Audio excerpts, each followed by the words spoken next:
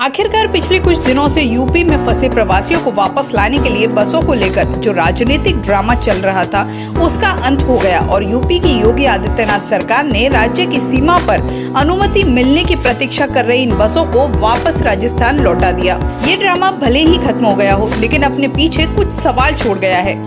एक सवाल तो ये है कि ये जो बसें यूपी की सीमा तक भेजी गई थी, ये निश्चित रूप से यूपी सरकार से अनुमति मिलने के बाद भी भेजी गई थी। ऐसे में एक बार मंजूरी दिए जाने के बाद भी इन बसों को 4 दिनों तक राज्य की सीमा पर ही अटकाए रखने की क्या तुक थी।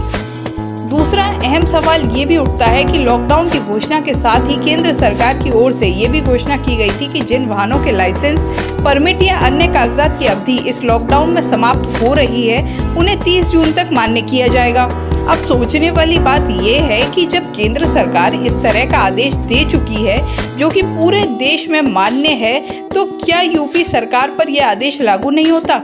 जो उसने इन बसों का फिटनेस प्रमाण पत्र मांगा और जो बसें एक राज्य से होकर दूसरे राज्य की सीमा पर जाकर खड़ी हो गईं, क्या उन्हें भी फिटनेस प्रमाण पत्र की जरूरत होनी चाहिए? सवाल तो छोटे से हैं लेकिन महत्वपूर्ण भी हैं, क्योंकि इन्हीं 2 सवालों की आड़ में यूपी सरकार ने जमकर सियासत की और अंततः ये हुआ कि सियासत जीत गई और मानवता हार गई।